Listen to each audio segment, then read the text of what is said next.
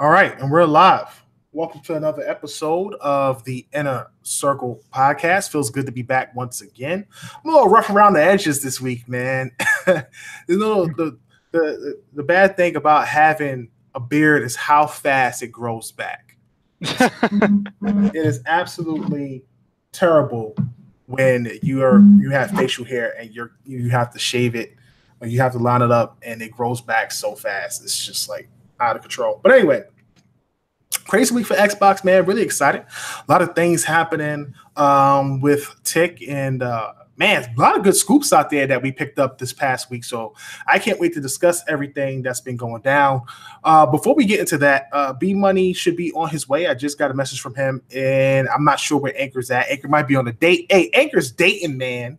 I'm going to blow Anchor's spot up because Anchor don't be showing up to these podcasts no more because he's out here dating. Get that charisma score up. You know what I'm saying? He's out here getting his talk game up, and he's out here talking to women. And he's like, Tick podcast. Nah, man, I got to get this chick, man. I'm going out with this girl tonight. Tick podcast can just chill for the week, you know? So shout out to Anchor, man, wherever you are. I hope you're having a good time. If not, hopefully you come and join the show sometime mid-show. But either way, we support you, buddy, and have a good night. So a lot of things happening with Microsoft.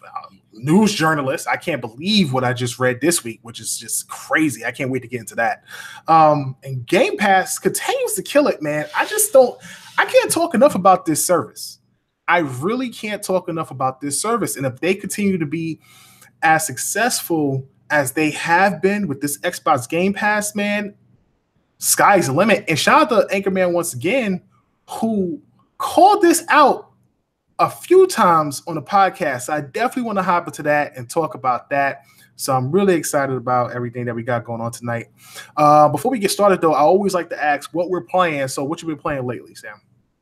What have I been playing? Well, I've been continuing to play the Sea of Thieves Curse Sales update. That has been, you know what?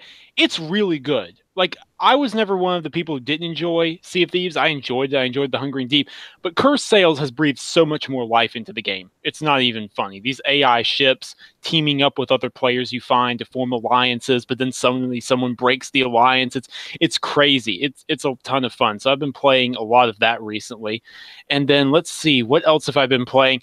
Sue me, but I actually hopped back into The Witcher 3. I had a playthrough that I was doing before E3, and then the craziness of E3 hit, and I was out in LA, and just a ton of stuff happened there.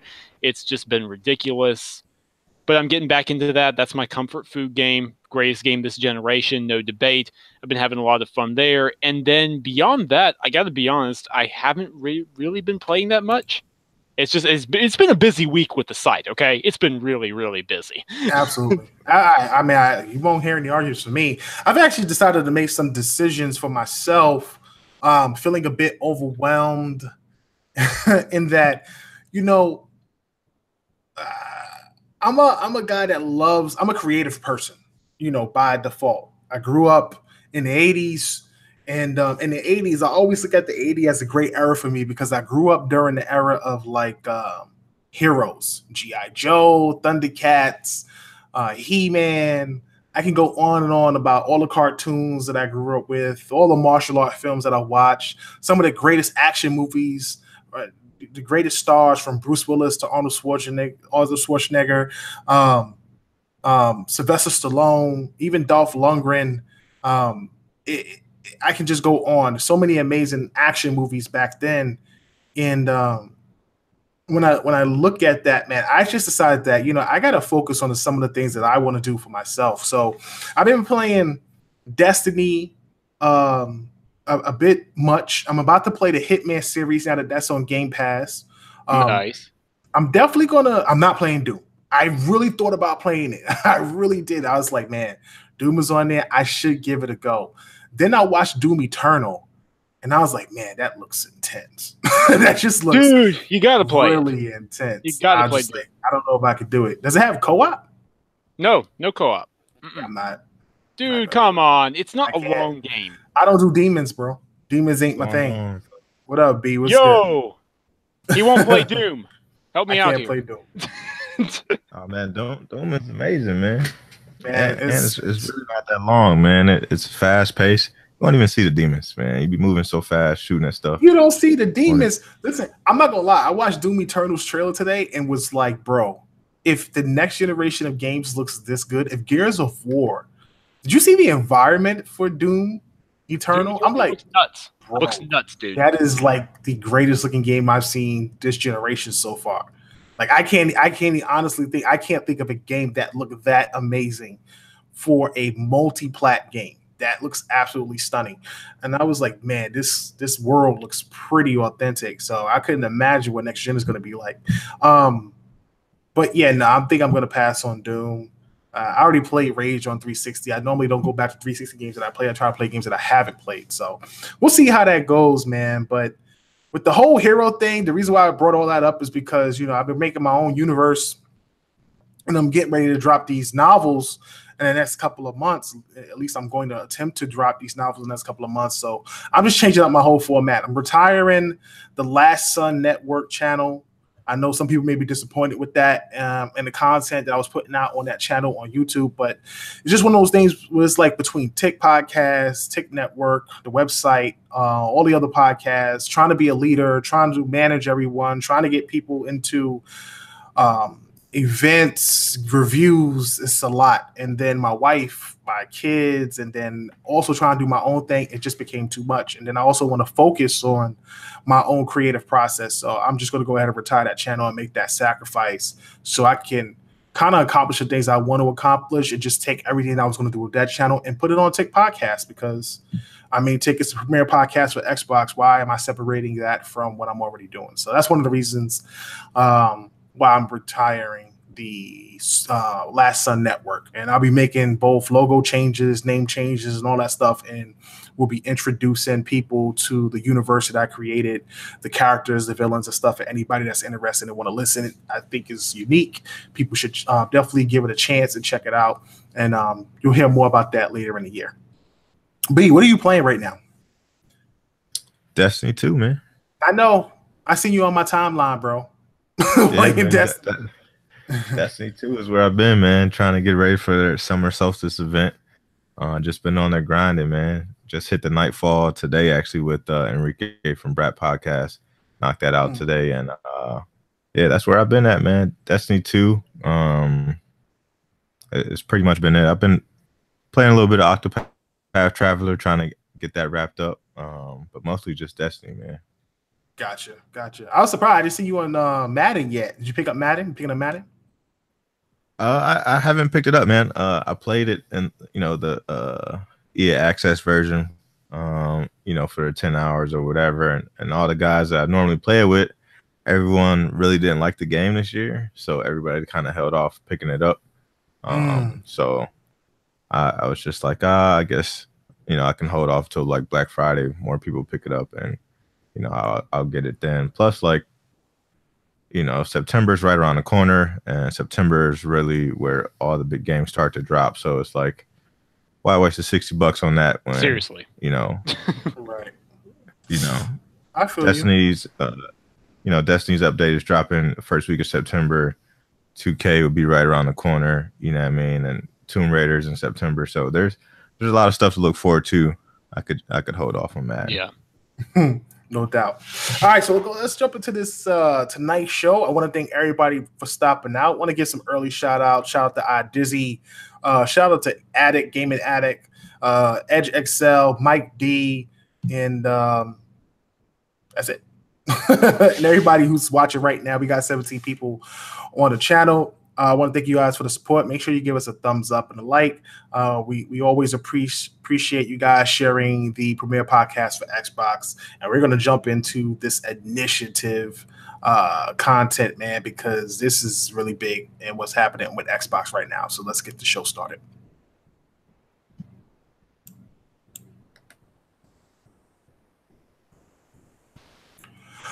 Welcome to the Inner Circle Podcast, the premier podcast for Xbox. I'm your host, KLSKLL, with Direwolf 484. Hey, everybody. B Money 101. Hey, what's going on, everybody? And shout out to Anchorman V on his sexy date right now with some random girl we don't know about. Tonight's show, man, is kind of crazy because Microsoft has been putting in work when it comes to these developers that they are trying to bring in to invigorate their first party. I don't think a lot of people appreciate Microsoft Studios. I said this before a few times. A lot of people trash their output this generation. I said that I had a conversation with a high up executive earlier a few months ago before E3, when I got reassured of the type of things that they're going to be producing. And during that conversation, we talked about Microsoft's single player output and how they put out more single player games this generation than any generation before it, as far as their first party and exclusive content and everything like that. And when I brought up some of the games that I love, a lot of those came from third party and they didn't own those games and they were timed exclusive. So the point was valid. But with these new studios that they're producing, it just seems like they are really swinging for the fences. And when you look at the people they're bringing in, they tell you a tale of what direction each studio is going in. So last week we spoke about Playground Games' second studio. And when we looked at the people they were bringing in a lot of people who dealt with open world, a lot of sword combat. We looked at Hellblade. You had the Grand Theft Auto people. They brought guys in from the Rocksteady team with Red Dead. And of course, they brought people in from what was the other studio? I can't remember. Oh, was it Guerrilla Games? I think it was Guerrilla Games and Bungie. Guerrilla Games and Bungie, right. So when you look at those studios, a lot of those studios focused on big open world environments. A lot of it had to do with, it seems like, big action adventure. And then you talk about Hellblade with that combat and what they're trying to do there. But now with the initiative, it seems like they're going in a similar route, but their game seems like it's going to be way more linear. Not so much open world, but more compact, like actually like a Tomb Raider or a God of War. So we're going to talk about this and the people that they brought in. So shout out to Nick.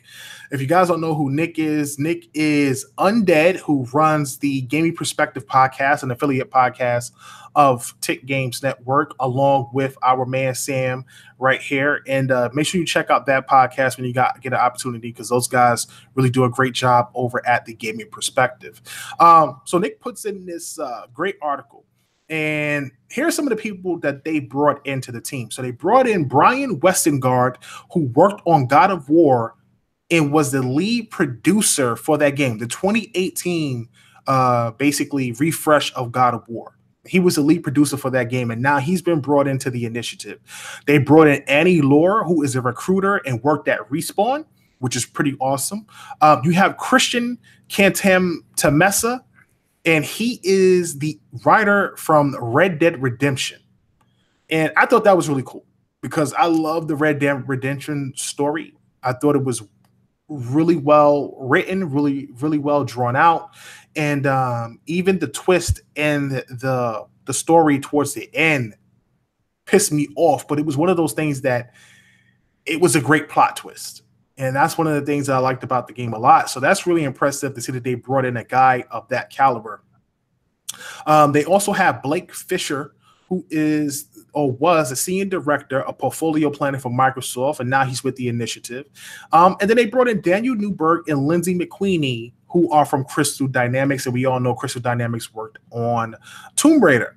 And when you look at that little body of work of the people that they brought in, it just screams third-party action adventure game, linear action adventure game, not so much open world, whereas the Playground Games second studio seemed like they were going in the open world aspect. You know what I'm saying?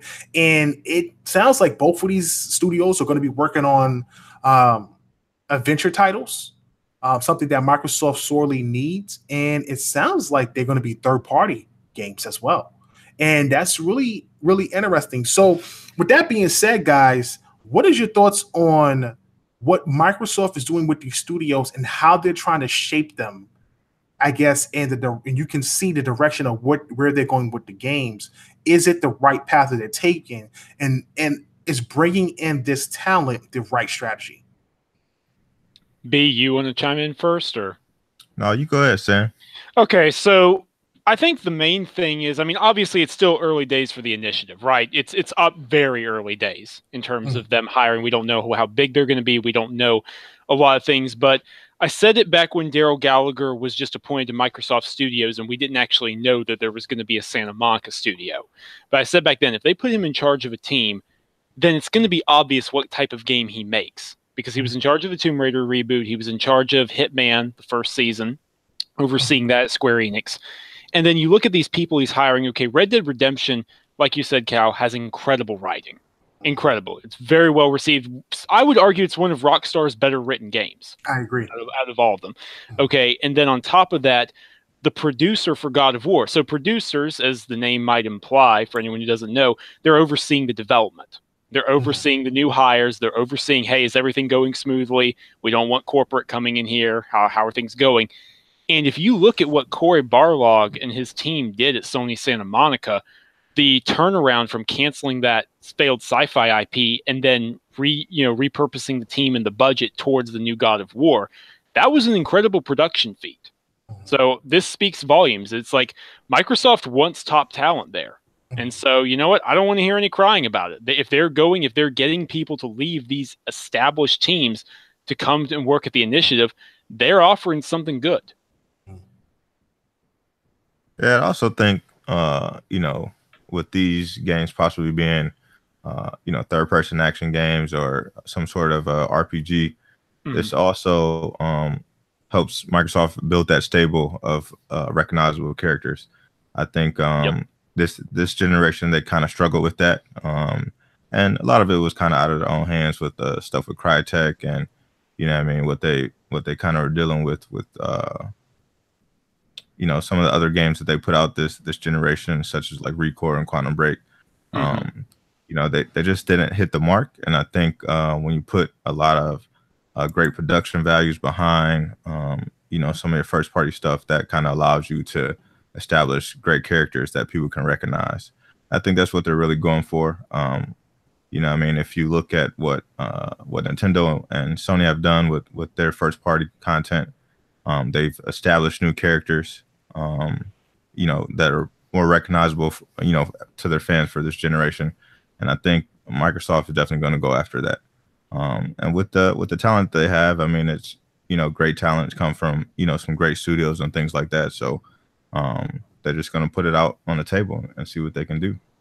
Yeah, absolutely. I'd say they probably want, not only do they want the initiative, I feel comfortable saying, to be their Sony Santa Monica or their Naughty Dog in terms of premiere quality, but they want this studio to create the next big thing. Right. They want them to create the next big, okay, this is your Xbox mascot. This is your icon. And, I'm telling you what, in an age where people appreciate female protagonists, Miss Joanna Dark would do nicely. Yeah. Just saying. I remember when I spoke to my source about the whole E3 thing when we had that talk, and we wound up talking about God of War and why, this generation, for whatever the reasons were, they didn't have a megaton franchise like they had the previous two generations. In the first generation, they had Halo, and Halo was that game. Everybody looked forward to Halo. It didn't matter if it was Halo 4 in the first generation. People would have bought it. That's how hyped people were for Halo. The Halo craze was insane during the original Xbox era. Even for a platform that barely sold more than 50 or 30,000 consoles, which I think was like 25 max, they still sold like 13 million Halo 3s. It was like insane. It was just like everybody was playing Halo. And or Halo 2s. And when you look at 360 had great appeal because it had great range. not only did it play the multiplayer games better than what the other console was doing because of the technology at the time and how easy it was to develop for 360, it also had a really good competitive staple of exclusives and first-party games that people still yearn for. But the big thing that blew up during that time, right after Halo, was Gears of War. And that caught fire quick. 3 games, and then, of course, you had the Judgment one. And with those 4 games, I believe they made $1 billion off of Gears of War. $1 billion. And I'll never forget that, because I remember when they bought the franchise from Epic, they talked about how they spent $100 million to buy a franchise that made them $1 billion. And that was just like, that's the perfect price. You know, you pay $100 million and make $1 billion off this one franchise. That's insane. So this generation, you know, we spoke about it, and one of the things he said was that, yeah, it's their fault. You know, it's a missed opportunity that they were not able to produce a third-party Megaton exclusive like they did with the first generation. And the first thing you can do is acknowledge the weaknesses and the faults that you have as a platform. You know, you can say whatever you want to say in public. You can say all the right words in public to keep the fans at bay or keep the fans into what you're doing. But the realization of knowing that you messed up in some way, some form of fashion, and you weren't able to complete or do the things that you wanted to do, and now you're trying to correct that ship and actually do that after getting everything in order. I'm really excited about this. I can't talk enough. Now, we're obviously not going to get whatever game the initiative is making this shit. I can guarantee you that. Of course. We're not getting that game. And we're definitely not getting a game from, you know, the game that the Playground Game Studio is making either this generation. But if we're going by the people they've been hiring, if we're going by the history of where these people worked, you're going to have a huge open world game coming up, and you're going to have an amazing third-person action adventure or RPG type game. And I am super excited for both in combination with the next Halo, the next Gears of War after, I guess, Gears 5, whatever Turn 10 and Playground for Force is going to be producing, and all the other studios like Undead Labs, and who knows what Compulsion would make, who knows what Ninja Theory is going to make. Like, we're not even thinking about these other studios yet. Like, when you really think about it, Ninja Theory still has something they have to work on. A lot of people are trying to trash Compulsion for the game that they put out, but Compulsion is going to be a completely different studio once this We Happy Few title has, did its thing, and they move on and start building and adding people to Compulsion games. I don't think people understand that either. Oh, yeah, absolutely. I mean, Compulsion is, if you look at We Happy Few, and it's rough, obviously, it had a rough development, and then Gearbox is publishing, and that kind of says a lot just right there, if we're being perfectly honest. But at the same time, if you look at those devs, they're ex-Bioshock. That's where that talent comes from, and they're focused on immersive sims. That's like, apart from Arcane Studios, I can't really think of anyone else who does immersive sim type games. Not really. So if Microsoft is willing to grow them, willing to commit and put some quality control on there, that could easily become their equivalent to Arcane. If they're willing to put in the time and the money and the effort and staff them out. But I want to run something by you guys. Everywhere I go online, whether it's Reset Air or Twitter or Facebook, blah, blah, blah, people keep assuming that the initiative is going to take a while because they have to build an engine in addition to building a team. What if they're going to use the Slipspace engine that 343 has been working on? I don't know, man. I wouldn't doubt that they would. I would almost assume, I mean, 343 Microsoft is going to build that, or 343 is going to build that engine, and most Microsoft studios will use it. I mean, it makes sense, right? Like, they got to get off of Unreal Engine. I mean, Unreal Engine 4 is a great engine, make no mistake, but you can't just do everything in Unreal. And Sony's studios are able to do a lot of the cool stuff they are and the platform optimization they do because of the ICE team in Naughty Dog, creating all these engines, sharing all the tech around. So 343 is pushing, the game back multiple years, a couple of years at least, because they're developing this next-gen engine to handle Halo, it seems a waste to only use it on Halo, as big as they want it to be. But I don't know, man. I think Microsoft, Microsoft has a lot of investment in Unreal and their DX12 stuff and their technology and stuff. And Unreal Engine and DX12 work so good together. I wouldn't be surprised if the initiative used it. Using the problem I think with the Slip Space engine right now is that that's an engine that's still in production. And it's not ready, obviously.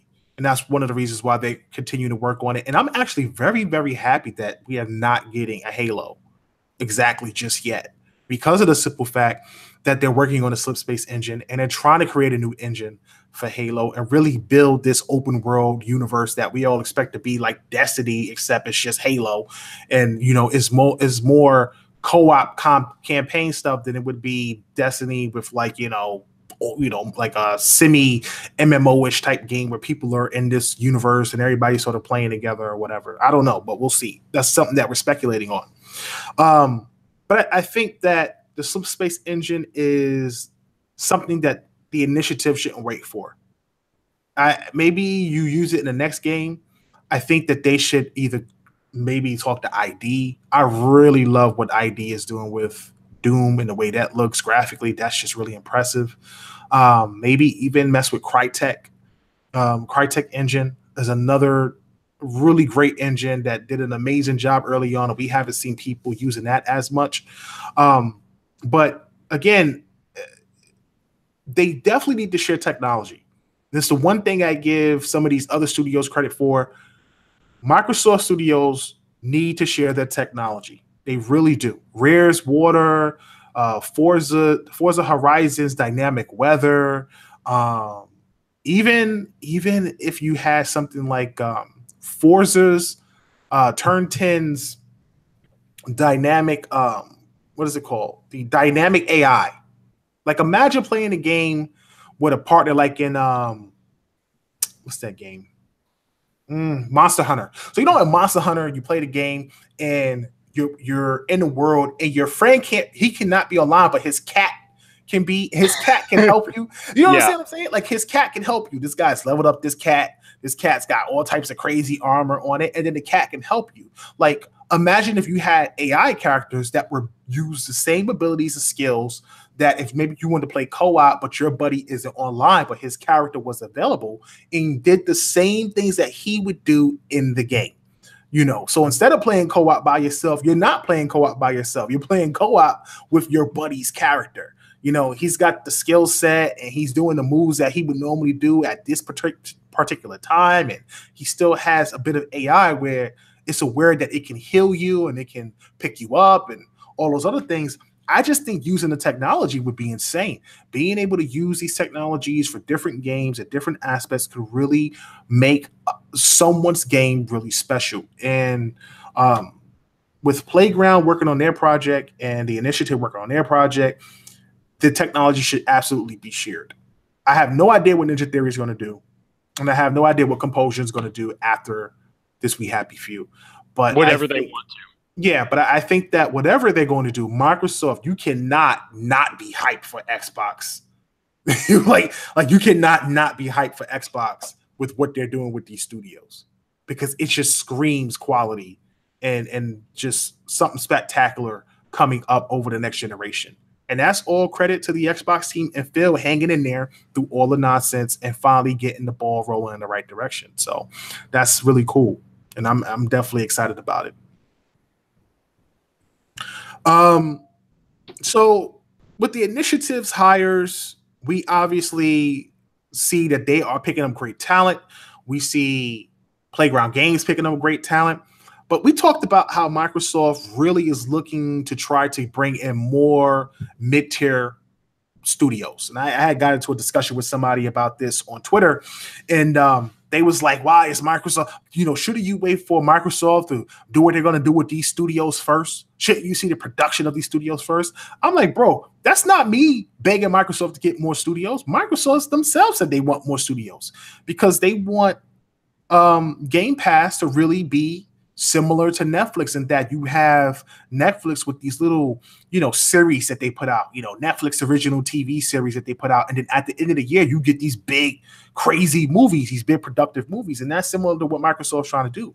Try to find these little mid-tier studios that put out games on, Game Pass that comes out maybe, it takes 2 years to develop, 3 years to develop, while the other big games from the Initiative and Halo and Gears takes 4 to 5 years to develop because these studios and these games are getting bigger budgets and the games are getting bigger and better and everything that takes more time. So they want mid-tier studios. With that being said, big rumor coming out, something that we spoke about here at Tick Podcast for a very long time, that Microsoft supposedly had got a letter of intent of purchase from Obsidian Games, the studio. In Obsidian, we've always chimed about Microsoft picking up Obsidian. It would be a great RPG studio. I prefer Knights of the Old Republic, the first game, more than I do the second game, but I won't complain about that because it still was a solid game. These guys worked on Fallout New Vegas. They have the Tyranny series. They have the Pillars of Eternity series. And if Microsoft was able to pick them up, and this is based on a rumor that we recently had heard about, if Microsoft is able to pick up these guys, that would be huge. People don't understand how big that would be. That would be absolutely huge for them to pick up Obsidian.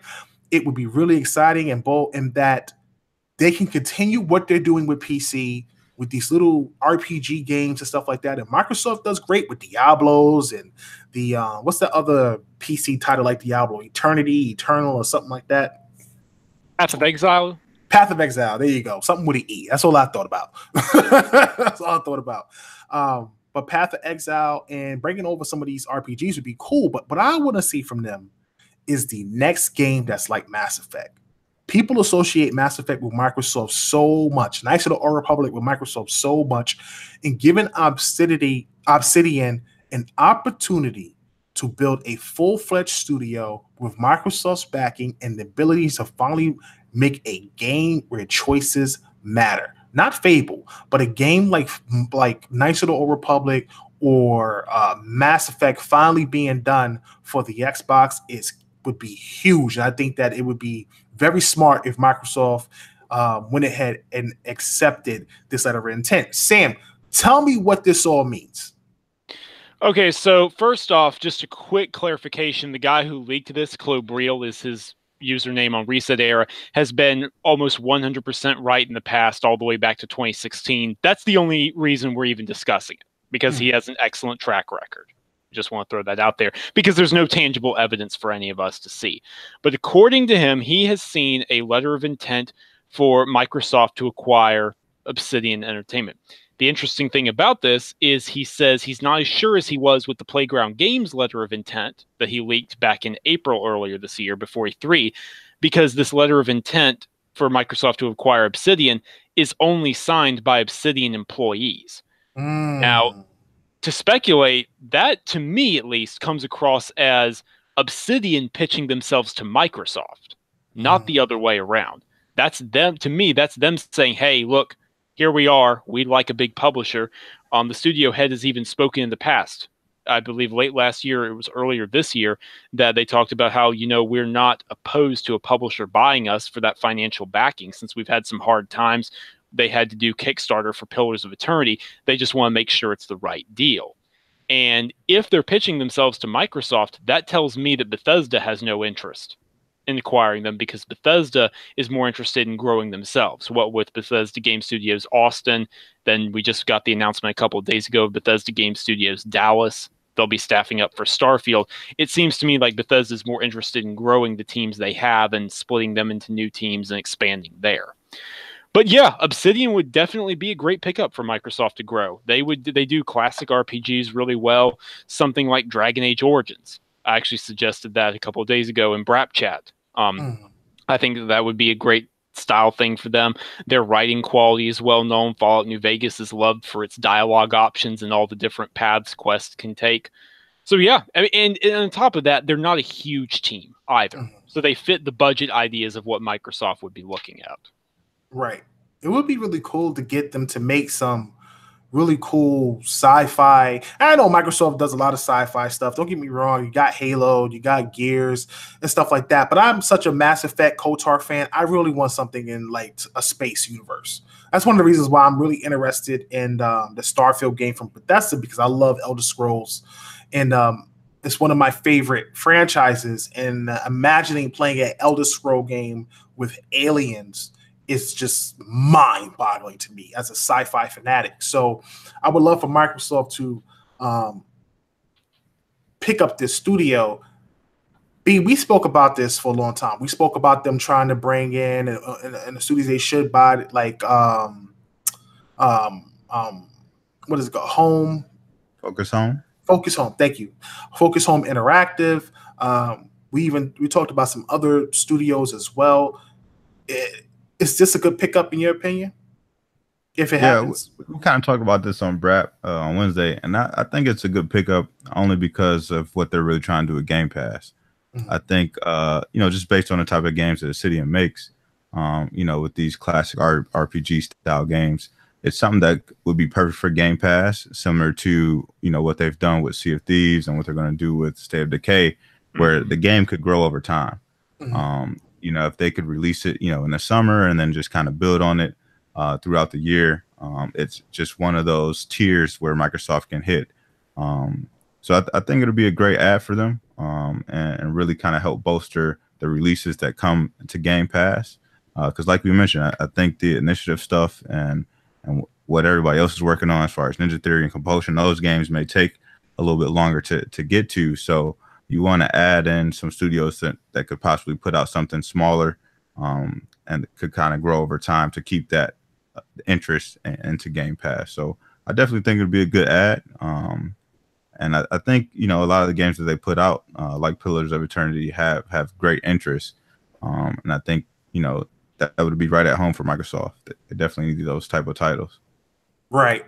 Yeah, I think it would be great. I really do hope it happens, though. I honestly do. I just feel like with them missing BioWare when the opportunity was available, and them missing on the opportunity to get BioWare, your second best option to have a studio that is similar to BioWare, not in talent, but in what they do as far as their games as concerned. Like, the choice has an impact. These sort of choice games, but are based around RPGs, it's Obsidian. And yeah, we're going off their history and stuff like that, but they're not some rinky-dink studio. This would be a great pickup for them. You think about it, if you add Obsidian to Compulsion Games, Undead Labs, Playground, Ninja Theory, and The Initiative, you're really starting to look at some really crazy studios that have been picked up by Microsoft to add with the studios that they already have, and their portfolio really starting to flesh out. And that would be really huge for the Xbox team and all the Xbox gamers out there going into next gen. That's a lot of momentum. Definitely a lot of momentum.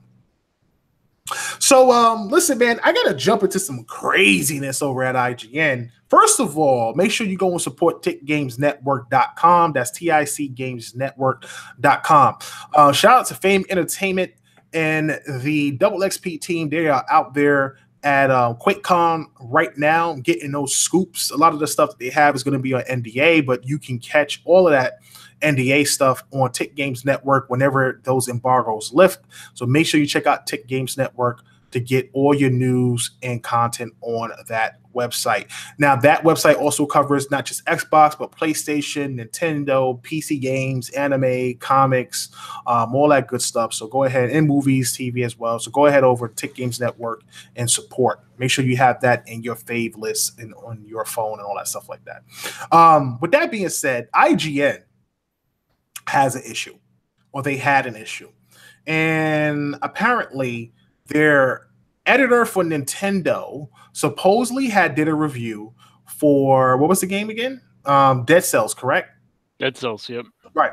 So he did a review for Dead Cells, and apparently went ahead, and his review was too similar to a YouTuber by the name of, I believe it's Mr. Boomstick XL. Shout out to Boomstick. He's been on the Iron Lord podcast. Different Boomstick.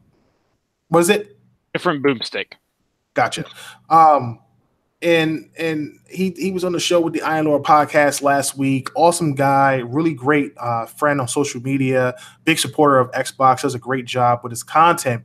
And he put out this review for the Nintendo Switch version of Dead Cells. And the guys over at IGN and some people, or him himself, discovered that their review and his review were way too similar in both the wording and where the words were placed. It was literally almost pretty much at least 90%, 95% copy of what he had put out. They went ahead, took the review down. They looked over the review, and they came back the next day with a statement and that the guy was released. After he was released, he went ahead and put out a video basically not really being sorry, which was very arrogant. Like, that's very arrogant, in my opinion, not humbling yourself after being caught with something. He feels he hasn't done anything wrong. Some people even discovered that he had similar reviews that were also plagiarized, up to several on his account or the articles that he did. And shout out to iDizzy. Me and iDizzy, we got into a chat on Twitter, and we talked about who was, I guess, more wrong, or should IGN share in the blame. Let me not say that. I don't want to make it seem like Dizzy didn't say that it was more on IGN. He definitely said that it should have been equal blame. But the way I looked at it, I said that I felt like IGN, as much as people want to make it their responsibility, and I'm not defending IGN, I just know that from a perspective of somebody who is trying to run a media company or trying to build a media company and run one, you have a certain level of trust with the people that you bring in. And throughout time, you trust these people to run your business or your operation. I've grown very strong relationships with my team, and I have the utmost trust in what they do. And they've done an excellent job, and they haven't broken that trust. And I'm able to listen to what they have to say, not really go against what they're saying, because I feel like they know what they're talking about and they're great leaders. And that's why Tick Games Network does such an excellent job. Shout out to my editing staff. But with that said, this guy is in my opinion, at least 90% to blame. And the reason why I'm saying he's 90% to blame is because as a person, you have a choice. You have an option. It's like I said, this analogy was like, you can't blame the girlfriend. Like, if you get into a relationship with somebody and your girl or boyfriend cheats on you and they turn around and blame you for them cheating, it's an insane analogy. No matter how bad that person treated you, you have the option to leave and not cheat, or stay in it and work it out. You can't blame the third person, even if they're a terrible person, for cheating. Just leave the relationship. So my thing is, it's hard for me to blame IGN because IGN has this guy that they trust, and they allowed him to do this review. He was the head editor for the Nintendo content coming out. And when he put this review out, they thought none of it. They didn't even check because they had that much trust in him. And when everything started to come back, it wasn't until they did an investigation that they realized that this guy has been basically betraying them the whole time. And the immediate thing that they could do was remove him from the team. And why you couldn't take him and put him in a different position is because you can't put a Band-Aid on a fatal wound. I said this on Twitter because you've already lost trust with people who rely on your content and look at it as legitimate content coming from these people, their thoughts and their ideas. So if you just take somebody who stole content and ideas from someone else and move them around, you haven't got rid of the cancer or the issue that's on the team. That person's still on the team, which could spread to other people. That is a major problem. So the best thing you can do is remove that person altogether. And I thought that was super important that happened. And I thought it was the right thing. I don't really blame IGN for this issue. I think IGN is a poor judgment of character. but I really don't think it was their fault in that they allowed this guy to plagiarize. And that's just my thoughts on it, my opinion on it. Yeah, I mean, they handled it. I don't really know what else there is to say about it other than that. He messed up big time. He made a horrible mistake. I think IGN handled it appropriately. They had the whole situation resolved within 24 hours and then made a statement and fired him. So, I mean, I don't know. I think that is what it is. Mm. Don't ever do that. Seriously. Anyone out there listening, like just don't. I'm not sure. I'm kind of astounded this even still happened, if I'm being honest, because I can't process doing something like that. But is what it is. Yeah, as long as IGN made the correct decision, which they did, by letting Philip go, what I mean, can't really be mad at him. It's it's kind of hard to go back and research and what I mean, take a look at every single article that is posted up and look at a YouTube personality and see if that content is plagiarized. But I brought this up on Brat, man. Philip is a YouTube dude, and if you're in the YouTube community at all, what I mean, you can go to your favorite subject, whether it be sneakers, technology, what I mean, electronics, whatever. You can go from the biggest YouTuber who puts out that content to the smallest YouTuber, and at some point they all copy each other's content. That's just what YouTube guys do. What I mean? They feed their audience because they talk about the latest and greatest topic, and they try to run their own narrative. So when you kind of have that background, and just by other people coming out and saying that Philip has used their content before, I'm not too surprised. What I mean? Because most big YouTubers and small YouTubers do the same exact thing. So I'm not really surprised by it at all. And with his nonchalant apology or whatever you want to call it that he put out today, I wouldn't expect anything less, to be honest. Yep. It is it's unacceptable. That's how I look at it. Especially for smaller media companies like us. We work so hard. It's the thing that irritates me the most about IGN is that my team works so hard. It's very frustrating for me because these guys deserve so much. I'm getting emotional. I don't know why. But, I really care about my team, man. And it sucks that you have these people out here that go on IGN and this big mega corporation, and they sit there and they plagiarize people or they bash people and stuff like that. And they continue to get the support, this undying, unwavering support. And you have people out there that are genuine gamers, passionate about gaming, passionate about doing things the right way, being objective, and you can't get the same respect because you're not a particular name. And I guess that's just how it is. You know what I'm saying? I guess that's how it is. It's very frustrating for me as a creator of the brand, as a part owner of the brand, as somebody that's really trying to make this thing into something special for the community and the people and the gamers out there that deserve the right stuff, is very frustrating. So it's just one of those things, man, where it's just like, I don't tolerate it. I won't tolerate it. And the team that we have don't tolerate it.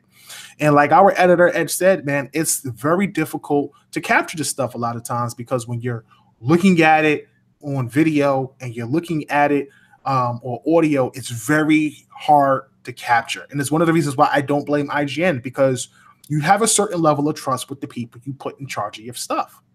And it's almost like when you make a hire, you hire somebody who's working that cash register, and that person all this time just never stole anything. And the 1 month that these dudes can't pay their rent, you know what I'm saying? That money's looking pretty nice, man. I'm about to get evicted. I'm going to go ahead and take it. They didn't notice the last 4 times, so I'm going to go ahead and take it. And then it's like you come in and then you blame the store owner for putting this guy on the register. But how was he supposed to know? He trusted this person. So I really put it on this guy, man. And his apology was bogus. I just felt like, man, you just can't get no lower than that. Like, you just got to eat that. Eat it. Apologize. Don't say you didn't do any wrong. Humble yourself. Humble yourself, man. And people have power. The gamers have power. The readers have power. And they just let themselves get just, whatever, man. I don't know.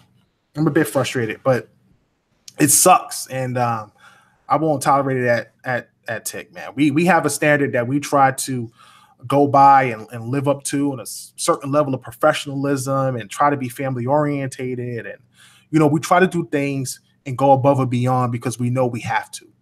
And I think it's like when you reach a certain level, you don't have to go that far, because no matter what you do, even if you lose a few hundred or 1,000 people, you still got millions or another million coming in. So it's tough. But, man, IGN, they got to get it together. I know that much. They definitely got to get it together. Some of these mega companies, these websites, Kotaku is a freaking serial abuser of just being biased. I know a lot of people be like, well, let's talk about the 360 era with I don't care about that. Like, I don't. Like, I really don't. Like, I don't care about whatever bias was during the 360 era. I'm talking about right now. You know what I'm saying? Like, people have to really think about their ethics and what they're trying to do as media, and who you're trying to pitch to, or what you're trying to sell to people. You're trying to get people to understand your perspective in news and bring them content that is going to help them make the right decisions, or bring them real news that's going to make them understand what's happening with the industry. And no one cares. Everyone has an agenda. It's all about clicks. It's all about being sensational, and it sucks. And that's why gaming journalism sucks for so many people. That's one of the biggest problems that I find with some of these bigger companies. And that's the disappointing part, but it is what it is. Hopping on something hot, man. Game Pass is killing the game right now.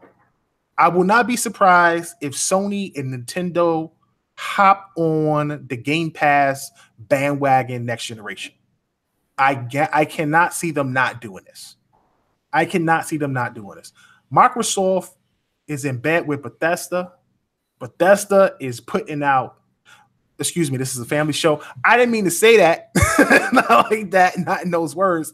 What I'm trying to say is they're just cuddling. Yeah, Bethesda is putting on all their hot games, is what I meant to say, not put out. Excuse me. But they put on all of their hot and best games on Game Pass. And Microsoft is starting to get some really cool third-party people to join. The entire Hitman series is on there. That is awesome. I cannot talk enough about this. Doom is on there. Rage has finally hopped on there, with Rage 2 coming out right around the corner. They got a few other titles they put up there. You're talking about games like Rocket League is up on there. And it's just so many things, man. There was just so many things that the Game Pass is producing for $9.99 a month. This is the ultimate value. I never thought that it would get to this point. I'm actually starting to play games that I did not buy. And first party is going to get on there. Man, could you imagine when that Ninja Theory game comes out, the Initiative game comes out, the Compulsion Games game comes out, that Fable or whatever Playground is working on game comes out. You got Forza Horizon 4 coming out at the end of the year. You don't even have to buy the game for $9.99. Bro, this is insane. This is incredible value. I can't talk enough about this pass. I'm blown away by it. I'm absolutely blown away by it. Do you think this is going to be enough success for Microsoft that the other companies have no choice but to follow suit? I think they're looking at it hard, at bare minimum. I think they got to be, because publishers are looking at it. Vermintide 2 launching in, having a ton of success temporarily as a console exclusive right now, because the PS4 version seems to have been delayed out of the year at bare minimum. Bethesda, like you said, jumping on board. They seem to be doing well. Sales of Fallout 4 went up in the games most played by users. It jumped up quite a few ranks there. I imagine Doom and Rage will do the same thing. I don't see how you can be a big publisher, whether console owner, console maker or not, and not be looking at this. I don't understand that. You would have to be. You gotta be seeing that data. Right. Yeah, I think they're all looking at it as well, but I think there's so much talk about this whole streaming thing that more publishers and devs are probably looking at that.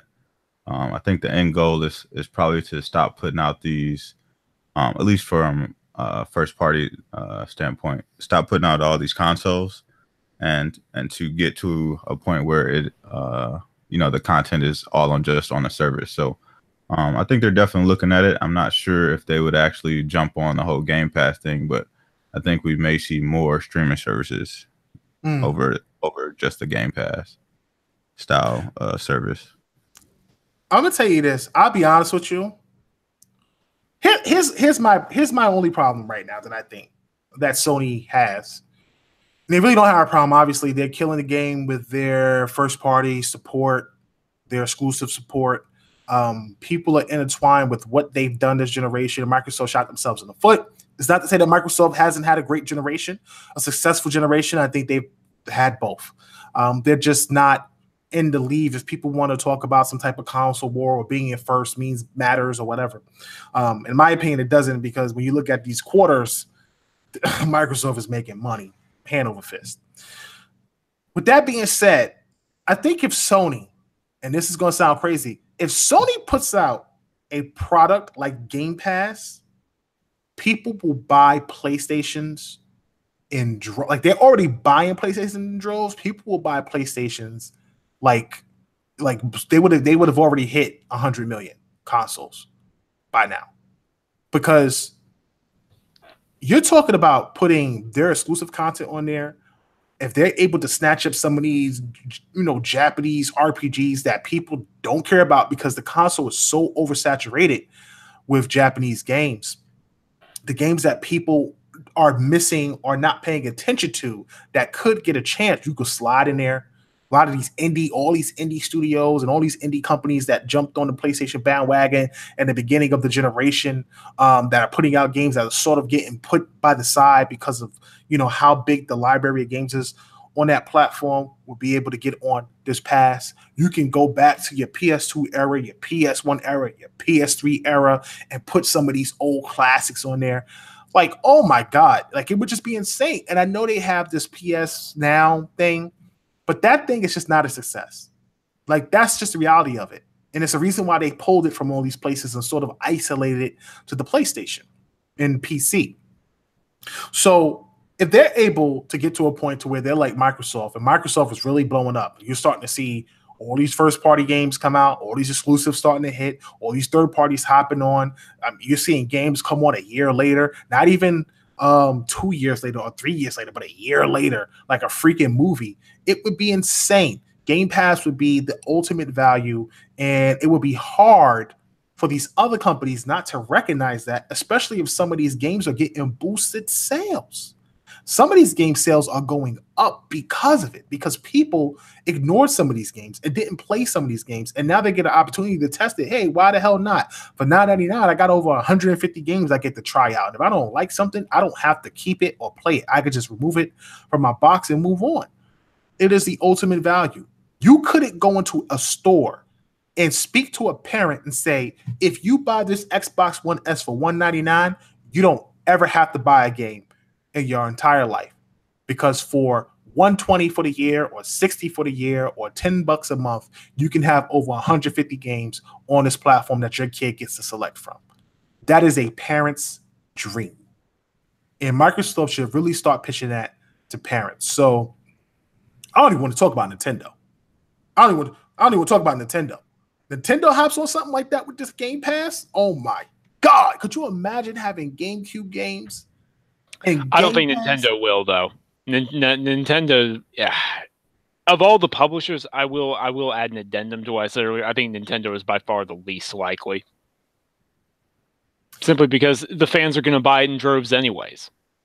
So they can release these NES, SNES minis. There's probably an N64 mini coming loaded with a few games. That's going to sell like hotcakes. So, Man, I hope so. Dude, I will pick one up. I never got to own an N64 mini. I mean, a proper N64, excuse me. And it just hurts me. So I will pick an N64 mini up. No questions asked.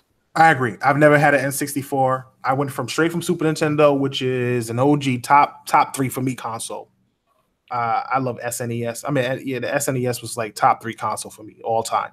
Then I went from an N64 to a PS1, and then from a PS1 to a Dreamcast, and from a Dreamcast to a PS2.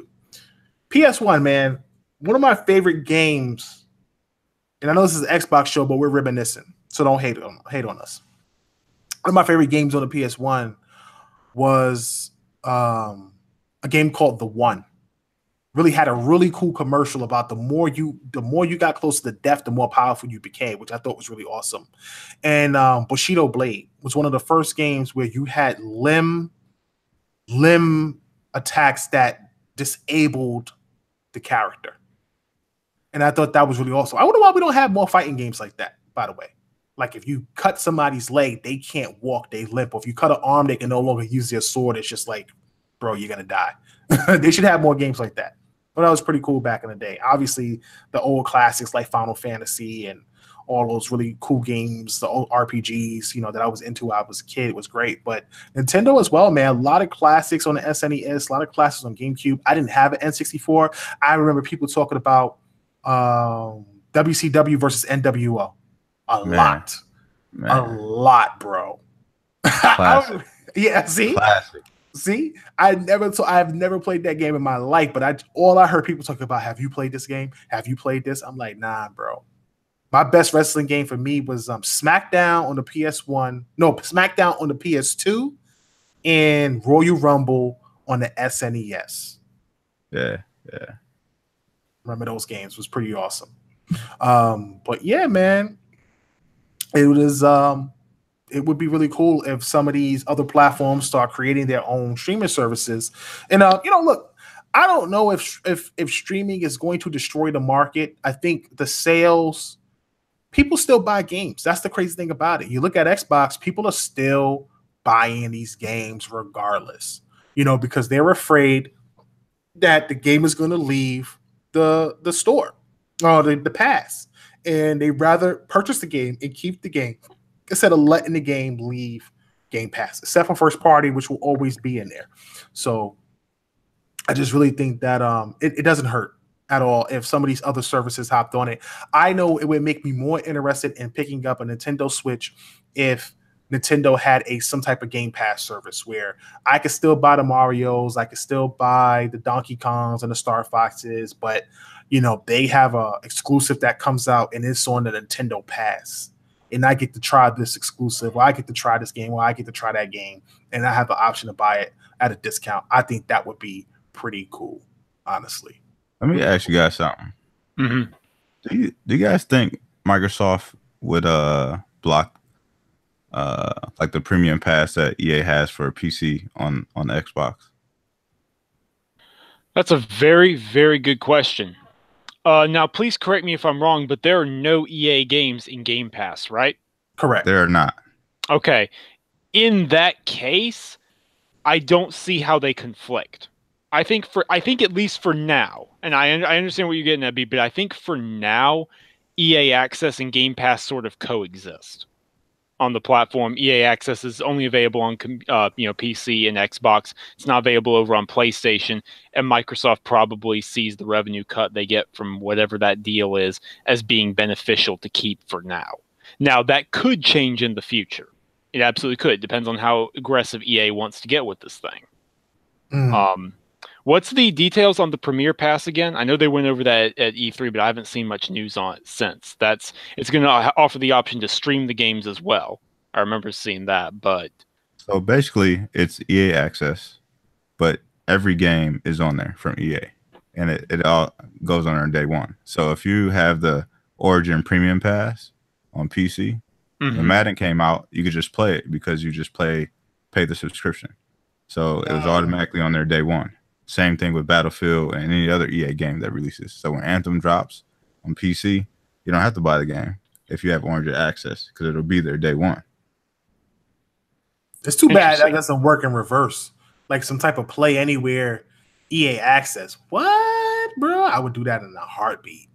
I would do that without question. Like that'd be cool. Oh man, that'd be pretty awesome. But yeah, man, I don't want a bunch of studios coming out with passes. You know what I'm saying? If it works for them. That's the thing. That's the thing, right? I don't think they have a big enough portfolio to do it. That's why Game Pass is impressive. EA makes sports games every year, so they're able to pull this off. Right, but I mean, if you look at the other publishers, it makes sense for Bethesda to jump in on with Microsoft because I don't think Bethesda could do something like this on their own. As much as I love their games, they're one of my favorite publishers this gen, but they come out with a couple of single-player games each year. That's not enough to justify this kind of pass. Activision has what? The Destiny 2 updates and a Call of Duty game. Right. And I know they got Spyro this year, but that's sort of a one-off. That's a little different. So that's pretty much it there. I think the only other big publisher who could do a pass like this, in terms of third parties at least, is Ubisoft. Ubisoft might be able to get away with it. And even then, that's kind of a stretch. Right. Yeah. Without question, man. We'll see what happens. Microsoft right now is definitely in the driver's seat. And I'm definitely excited about what that future holds with this Game Pass service. Listen, Xbox got a JRPG exclusive coming to the platform called Yomi wo Saku Hana. Now, my understanding is that this is coming from Evolution Inc. These guys worked on a game called what is it? Sword of the Coast or something like that. I can't remember exactly what it's called. It's called Eternal Soul or Sword of give me 1 second, guys. Let me look this game up real quick. Yeah, I think it's Sword of the Stranger. There you go. So Sword of the Stranger came out on the Xbox, and basically what Sword of the Stranger was, it was a Japanese RPG, but it was a dungeon RPG. What a dungeon RPG is it's like you're in first person and you sort of walk around this like dungeon, and the graphics aren't impressive. And basically when you walk around, it sort of gives you like this old school turn-based timed event where it takes you into a turn-based screen, but the turn-based screen doesn't have actual characters on it. It's pictures. It's like a person here, picture here, person here, and like you kind of do these fake artificial hits on the picture loses points, whatever. I thought it was trash. A lot of the team killed me for it. You know, they were like, nah, that was a great game. I'm like, nah, fam, that's trash. I'm not playing that game. However, this game actually supposedly got a reboot, and they've supposedly changed the way you play. So you're actually supposed to be a character now based on some of the stuff that I had read where they were changing the actual game from just being these pictures to actual being player models and stuff like that. If you haven't seen it, go to Tick Games Network, click on the Xbox section and platforms, scroll down, and you'll be able to see Xbox JRPG exclusive Yomi wo Saku Hana. And all the details is in there. Big shout out to Nicholas, known as Undead from Gaming Perspective and the Multiverse Podcast. He does an excellent job. Love my brother Undead. Shout out to him. Also, Fallout 76 will not be on Steam, and the beta will contain the full game. So, Sam, what's the word on this, man? Why isn't it coming to Steam? I have no idea, in all honesty. Look, I looked at that, and when I saw that, and I was like, hey, Nick, can you write this up? We both kind of just stared at the news for a second there. It was early morning. That didn't help, because the words Xbox One exclusive and JRPG, they really just don't come together. They just, that doesn't happen. You got to understand. So we just kind of stared at that for about 30 minutes. And from what I can make of it, the developers are a small studio who are also fans of Xbox, and they want a way to make their games stand out. That's the absolute best of it, because let's be honest here. How would this have gotten half the talk it is getting if it was just coming to PlayStation? Nope. Not at all. It's not.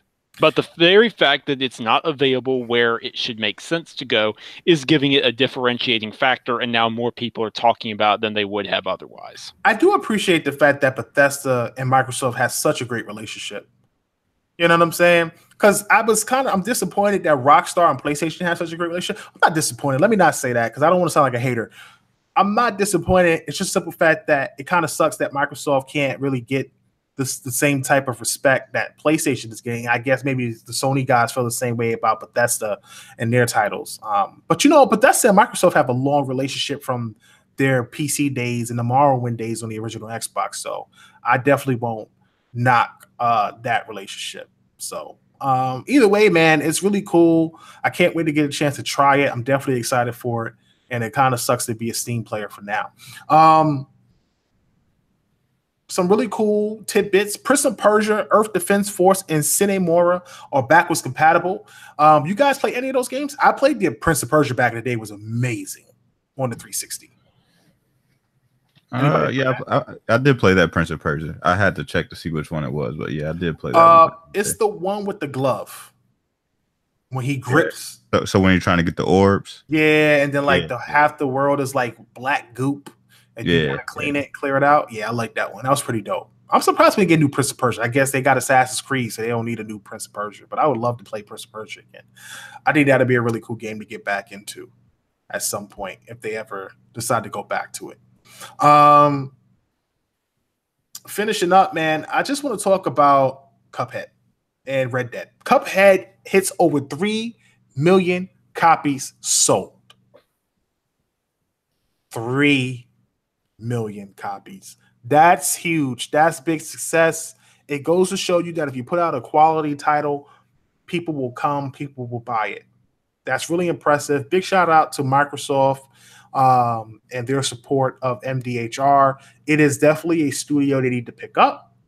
They cannot let the studio walk away. I would be super impressed with another title of this quality. It doesn't even have to be Cuphead. It could be something else. I just think that these guys are really talented and they would make a great indie studio to snatch up because it's sorely needed. Have these guys work on another project, put it on Game Pass, and boom, you got yourself a nice little studio that's pumping out content. I don't know about the hand-drawn stuff. That took like 4 years to make. But if they can figure this out and get the studio on here to create some really good indie games, that'd be really dope in the future. And finally, man, I want to talk about Red Dead Redemption real quick. I watched the trailer, and my jaw was on the floor the whole trailer. This is a beautiful game, and I am so excited for this game. I cannot talk enough about what Rocksteady is doing with this game. Everything about it looks impressive. I think as kids, we always wanted to be cowboys. I think that's the thing that draws people into the Red Dead series. Being a cowboy in the Midwest or the Old West is really cool. And it definitely wasn't a very good time, obviously. I don't think anybody would want to go back to that era. But it's really cool to play the game and be a bank robber and be in a cowboy gang and run across the city from the law. And it's just cool how they make the gang the good guys and the law the bad guys in Red Dead Redemption. So I'm definitely excited about it. What was your guys' impressions of Red Dead when the trailer finally dropped? What I said is people have been wondering why Rockstar can get away with not showing gameplay up until a couple of months before the game comes out. That's why. That right there. That quality at that kind of scale, that's what happens when you got 1,200 devs at 8 studios working on a game for nearly 5 years. It's crazy. Mm-hmm. Yeah, the game looks amazing graphically. I'm still waiting to see what else that world is going to hold for us. Rockstar keeps talking about how they're going to blow everybody's proportion or expectations out of the water. So I'm just really excited to see that unfold. See what they have in store for us. There's no mention of what online is going to be. They haven't even talked about that at all. And that was only part one of the unveiling of the gameplay. So I'm really excited to see what part 2 holds for us, how big the living world is going to be, how interactive it's going to be, because they did talk about being able to go in just about every building, interact, be able to find things and secrets and stuff like that. So I really want to see how that unfolds, because I think Rockstar is definitely one of those game companies that we hold in high regard, and rightfully so, because of the quality of content that they put out there. But I think, you know, a lot of people, you know, just from the reactions of Twitter, a lot of people are kind of on the fence about Red Dead. So I think they do need to show a little bit more. And you know, they definitely will. And hopefully what they show in this next content will be able to sway people one way or another. You know what I'm Yeah, having? Are you? Sorry, I was just wanted to ask you. Are you grabbing it, B? Yeah, I'm grabbing it day one for sure. You know why I'm really hyped for Red Dead? I'm not a big fan of cowboy movies. I think because well, let me put it like this. I won't say I'm not a big fan of cowboy movies, but I was traumatized as a kid because all my pops would watch is old old cowboy movies. Like the worst, like the black and white ones, and it drove me nuts. I hated it so much. Like I was like, bro, I don't want to watch. Why am I sitting here watching this? I hate this so much.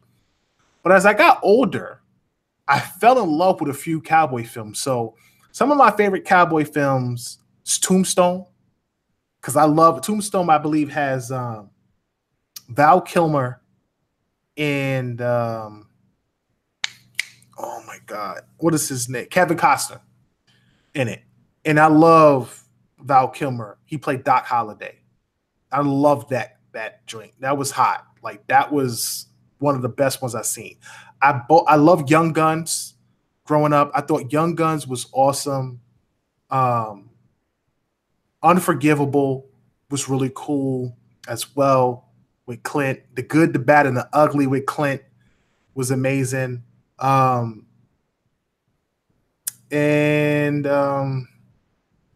trying to think. Another great one that I could say that I really liked was oh my gosh, what is the one with Gene Hackman, Sharon Stone, and a young Leonardo DiCaprio? I can't remember the name of that one. That was pretty cool too, and everything. And I'm not a big Sharon Stone fan, but I thought that was really good. But those were some really great cowboy films. And when I play Red Dead, it takes me back to those times when I used to play. I mean, when I used to watch those cowboy films back in the early 2000s and the 90s and stuff like that. So yeah, man, it's really good The Quick and the Dead. Thank you, Joe. It's really good to play games like Red Dead because it gives you a real sense of being in those times, and I'm glad it's like one of the few unique games that's out there. There's no game like Red Dead, honestly. There's not a lot of cowboy games out there. There's no game like it, and it's very unique. And this is going to be a huge game. It's going to be a huge game. And shout out to my man John Marston making an appearance, which is pretty dope as well. So that's going to be awesome. I can't wait for Red Dead. So listen, man, that's going to be it for tonight's show. We're going to try to do a quick Q&A. It's very late for us over here on the East Coast. But we love all the support. We want to thank everybody for coming out to watch. We had up to 53 viewers tonight, and I am very grateful for everybody who stopped out to hang out with the premiere podcast for Xbox. We will be back next week with another episode of the Inner Circle podcast starting at 10:30 p.m. Eastern, or whenever my family allows me to get on my computer. Let's just put that out there. And make sure you go ahead and follow TIC_podcast and Tick Games Network on Twitter. And please support www.ticgamesnetwork.com. That's tickgamesnetwork.com. Guys work really hard over there, man. They put out some really awesome content. If you don't want to follow the website, you can always follow the Twitter feed or the Facebook page as well. We have over 10,000 followers or 9,000 followers on Facebook at Tick Games Network on Facebook as well. And make sure you support our affiliate teams. Big shout out to the affiliate teams, BRAP, NLG, Four Guys with Quarters, Gaming Perspective, and of course, Playback Gaming Podcast as well.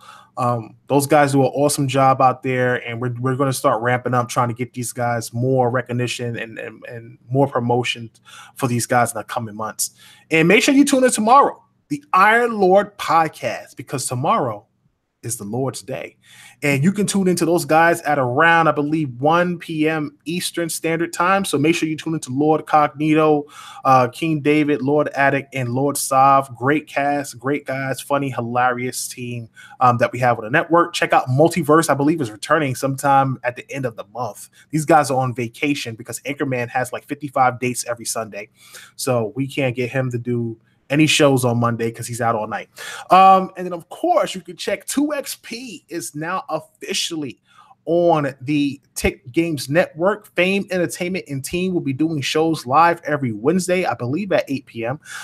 Make sure you tune in and catch Fame and his debates, PlayStation versus Xbox. It's the one show that we have and allow let guys go back and forth with Xbox and PlayStation and try to keep it in a friendly environment. So make sure you tune into that, and we'll definitely try to work out where we can get more guys to sort of combat each other in debate when it comes to PlayStation and Xbox in a good way, not a harmful, disrespectful way, but in a way where people actually have really good points. So make sure you tune into the network, give us a sub, make sure you share, and we're going to go ahead and head out of here. I'm your boy, Kelra SKLO, the last son of Planet Xbox with B Money 101, Direwolf 484. A shout out to my brother, Anchorman V, and we are off this planet. Peace.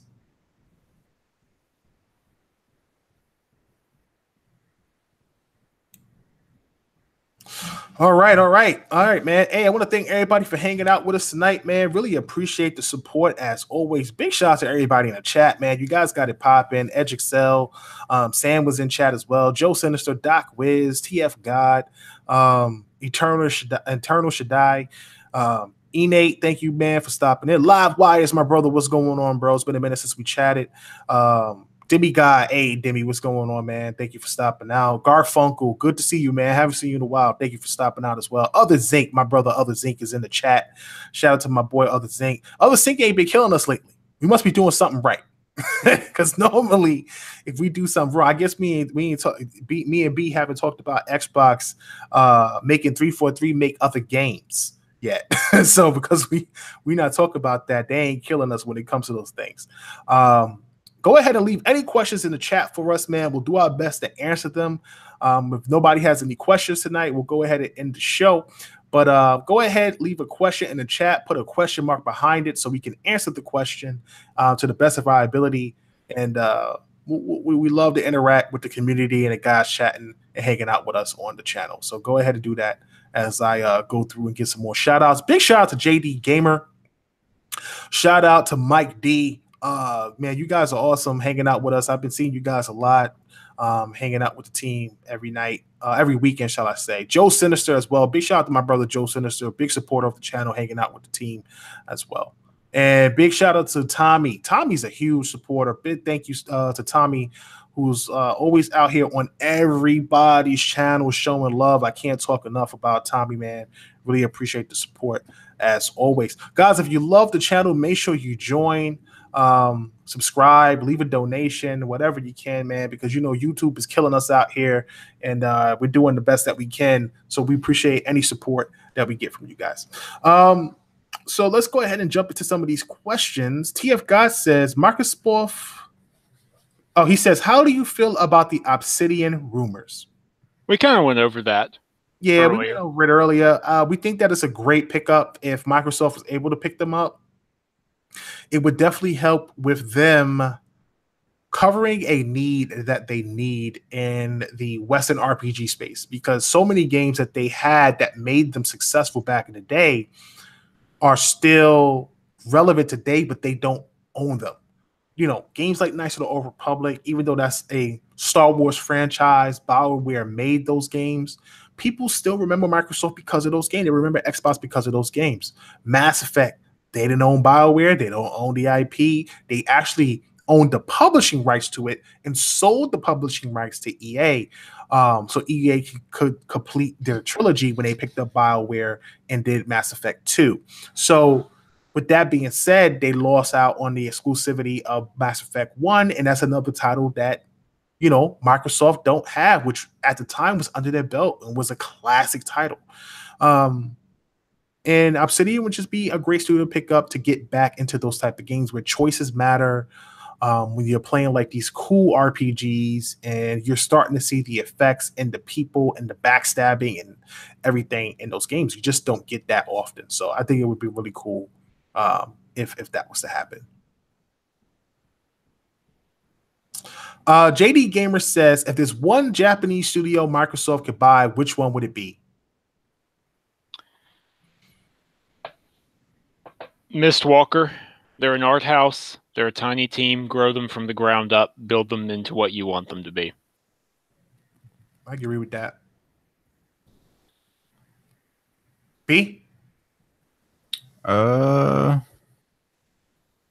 would take Side Games.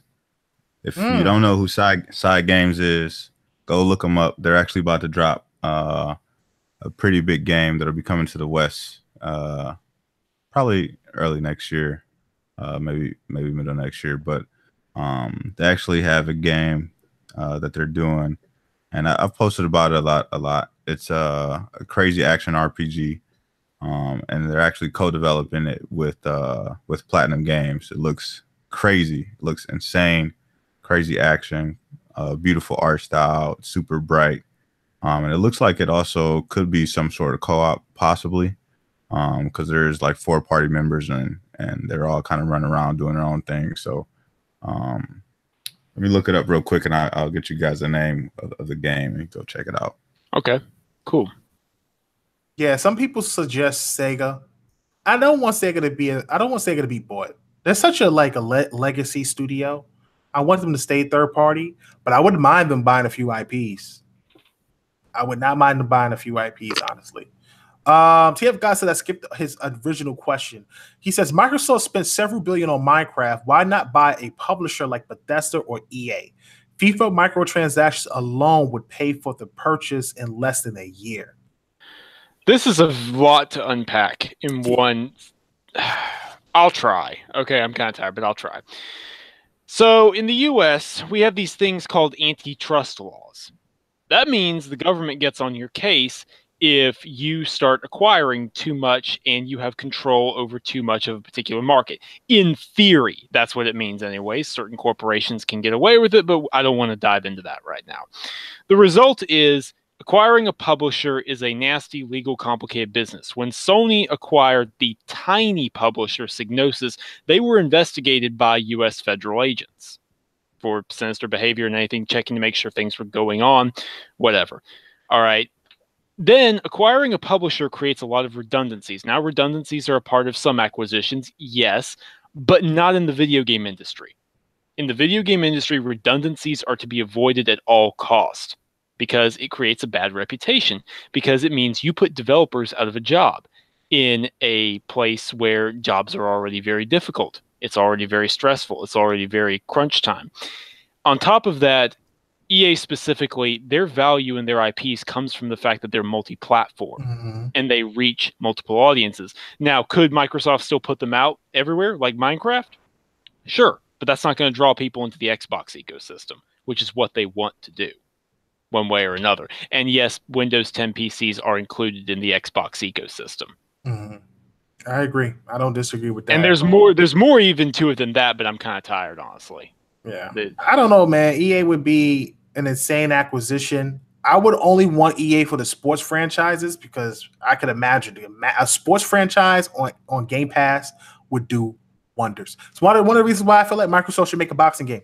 It's one of the few licenses that is available, and you could pay out to some of these boxers a few thousand. It would be definitely harder to get some of the mega people, like let's say a Floyd Mayweather or Manny Pacquiao, some legendary boxers. You can put Mike Tyson in there, Lennox Lewis. Like, you can really go all out. You can get legacy boxers. You can get boxers that's in today's, like the Joshuas and the other dude, I forget his names. But boxing would be great. And imagine having a boxing game release every year on Game Pass. And it just gets better and better. People would eat Game Pass up just for something they haven't had in a long time. A baseball game on Game Pass would be huge. You don't have to invest a lot of money in it. You can just pick it up and play it through Game Pass. A sports title would be huge. I just don't think EA is the right publishing group to get because how ingrained they are as a multi-plat studio. I honestly think it would do more damage than good. Agreed. I think I'll say this: if they're going to acquire a publisher, the only one that makes sense is Focus Home Interactive for European branding, European studios, smaller teams, French talent that they can pull in, and they get that branding. I'll emphasize that to push their games in more niche markets, like Eastern European countries or Western European countries where they don't have a lot of pull. Focus Home Interactive makes sense, but anyways. Demigod Reviews asks, top 5 games you guys are excited for and aren't excited for. Yeah. Okay, so for me, I'm going to try to do my 5. I'm going to do from 5 down. Number 5 would probably have to go to Beyond Good and Evil.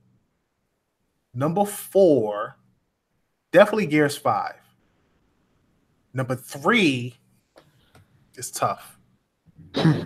Number 3 is tough. And number 3.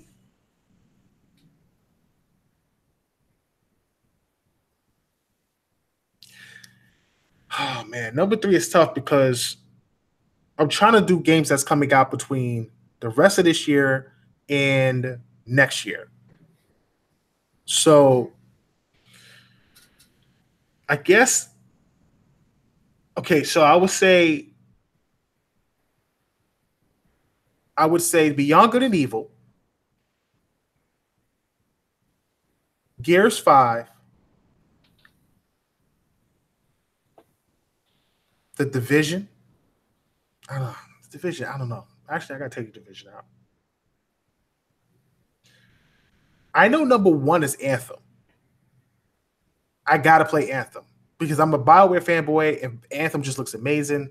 To me, I know a lot of people think it just looks like another Destiny, but I'm just blown away by Anthem. Because again, I love sci-fi stuff. I'm a huge sci-fi fanboy. It's one of my favorite things to watch, so I love that. Number 2 is definitely Halo's not coming out next year. I don't even know, honestly. It's tough. It's tough. It really is tough. I guess Red Dead Redemption would be number 2. And number 3, I really can't think.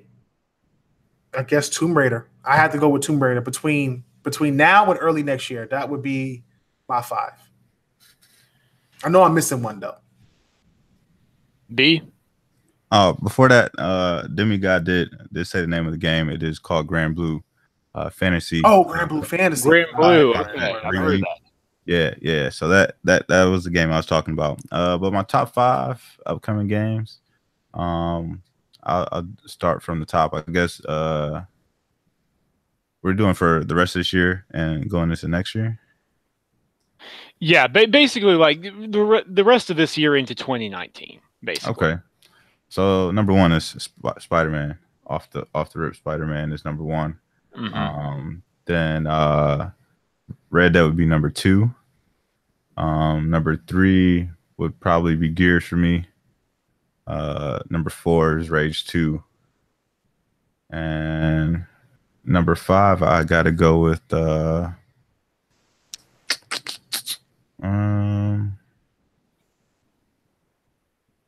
number 5, I'll go Kingdom Hearts 3. All right. Nice. This is painful for me. This is extremely painful because there's a ton of great games coming out. But in no particular order for me, I would say Red Dead Redemption 2, Gears 5, both of those absolutely. Resident Evil 2 Remake. That looks astounding. That's fantastic. Capcom is doing incredible work there, especially after Resident Evil 7.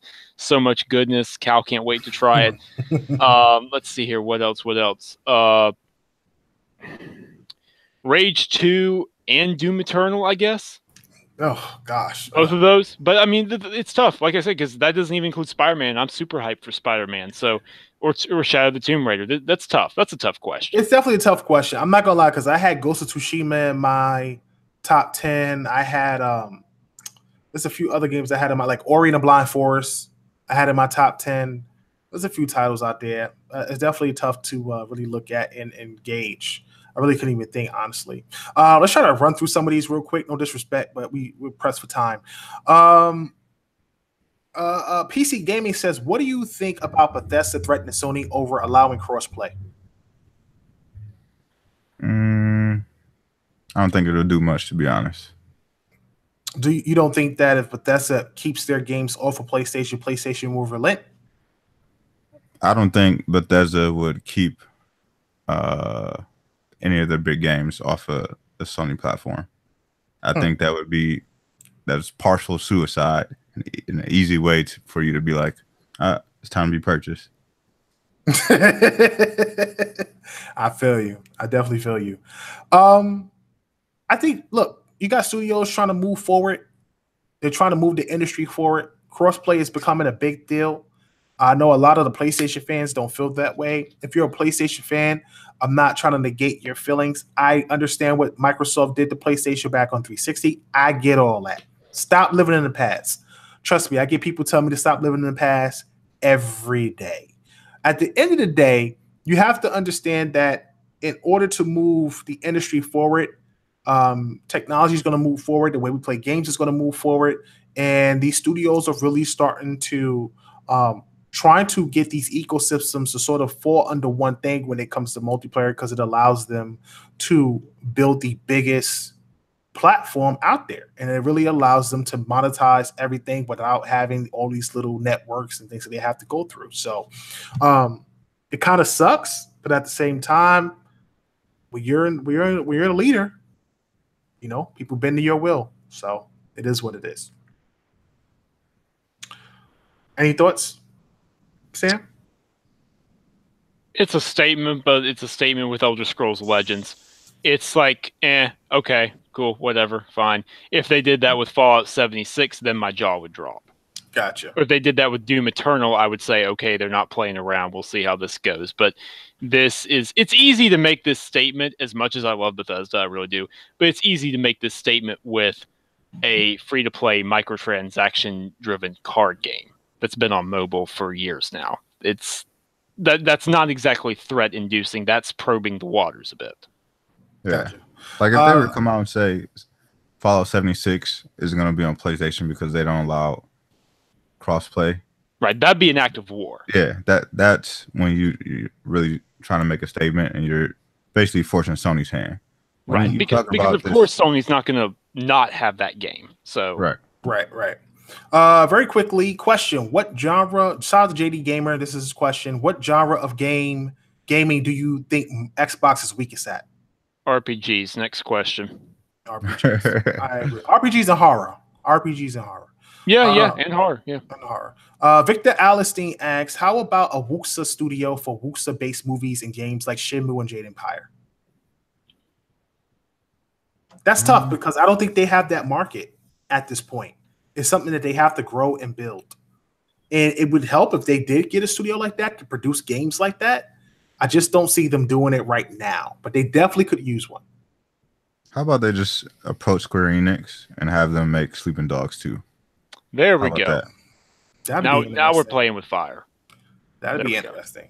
Let's see here. I'm trying to get somebody who hasn't asked a question yet. Man, who did I just pass?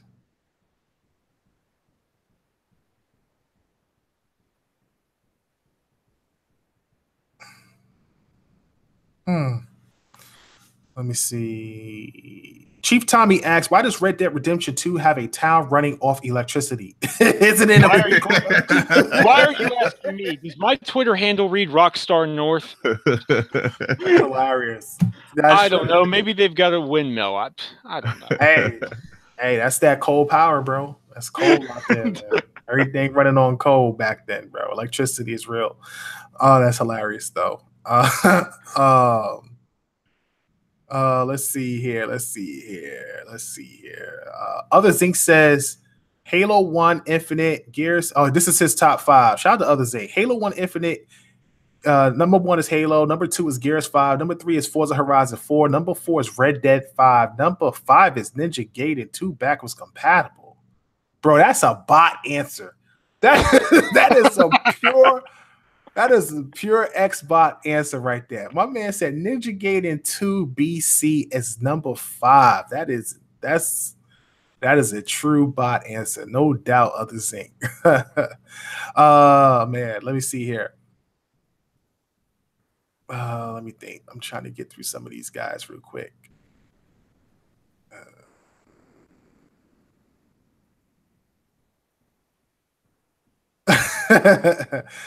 Man, I want to get I want to see if did he ask a question?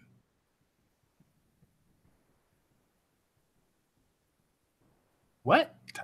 Advanced migration. I don't know what that is. Streaming device. I think that's it. All right.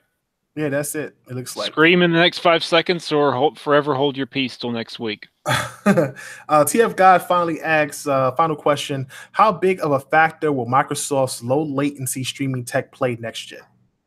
Almost the entire factor is based around how low latency that is. Like I would say that's divided between price and how low they can get latency. Yes. That question sort of goes in with a question that Turtle Shaddai was asking about.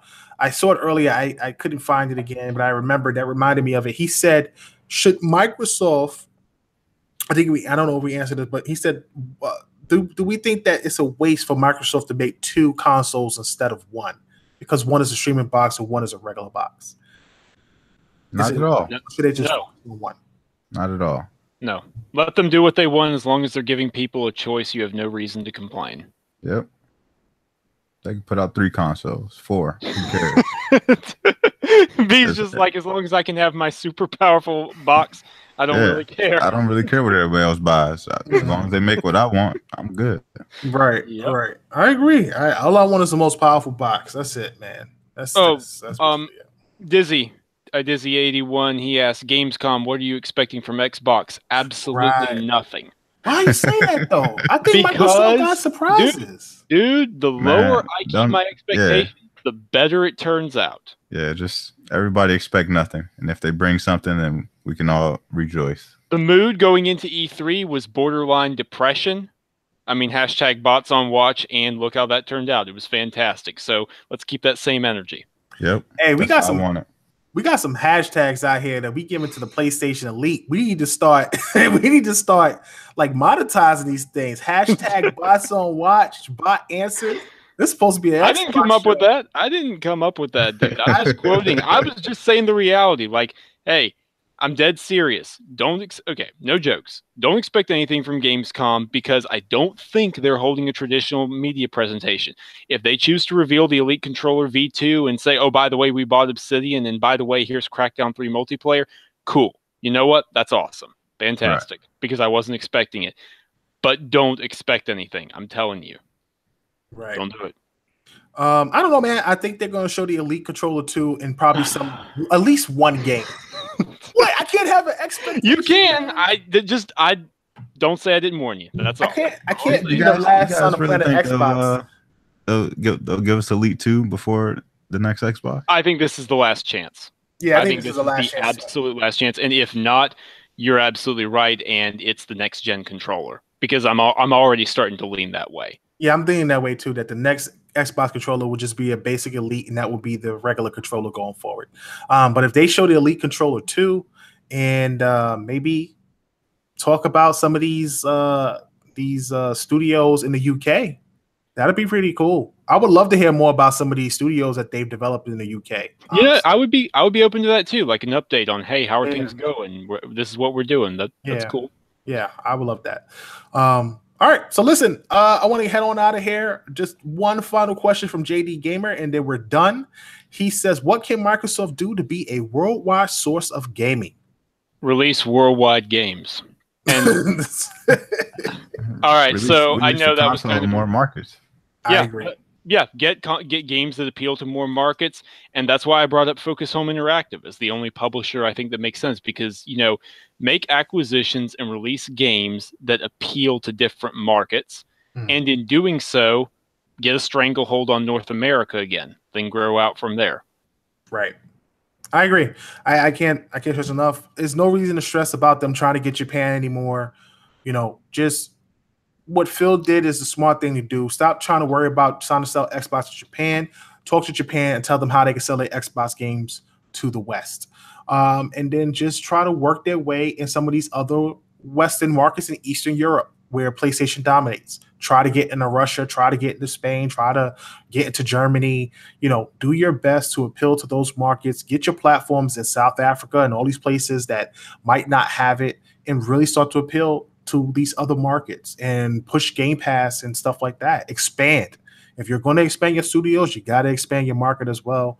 And when you're competing, you give people options and you don't limit yourself. And if they can do that, I think they'll become a better, worldwide and well-known, respective company, because that's the biggest issue that they have is their reputation still has a negative effect from all of the things that people remember. And it's hard for people to let some of those things go. You have to rebuild trust in some of these other places. America, you ain't got to worry about. You only a few million behind PlayStation, like 2 million or 3 million. You basically at this point is, you know, on the same page. But everywhere else is where you're really getting your butt kicked, including Japan. So I wouldn't stress too much about Japan, but getting some of those some of those European markets and some of those, you know, those Eastern Europe markets is really important. It's something they need to concentrate on going into next gen.